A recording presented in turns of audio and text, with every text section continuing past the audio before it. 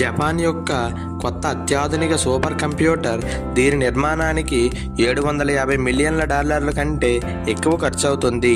ఇది 2030 నాటికి ప్రారంభించబడుతుంది. వచ్చే ఏడాది మొట్టమొదటి జిటా క్లాస్ సూపర్ కంప్యూటర్లను నిర్మించడం ప్రారంభించమన్నట్లు జపాన్ ప్రకటించింది. ఒకేసారి పూర్తిగా పనిచేస్తే ఇది నేటి అత్యంత శక్తివంతమైన సూపర్ కంప్యూటర్ల కంటే 1000 రెట్లు వేగంగా పనిచేస్తుంది.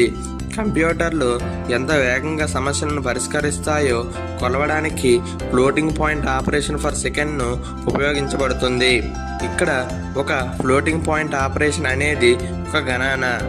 ఒక జెటాఫ్లాప్స్ వేగంతో ఒక సూపర్ కంప్యూటర్ను సెకనుకు 1 సెక్సోటిలియన్ గణనలను చేయగలదు. నేటి అత్యంత శక్తివంతమైన సూపర్ కంప్యూటర్లు కేవలం ఎక్సాఫ్లాప్స్ అడ్డంకికి మాత్రమే బద్దలు కొట్టాయి.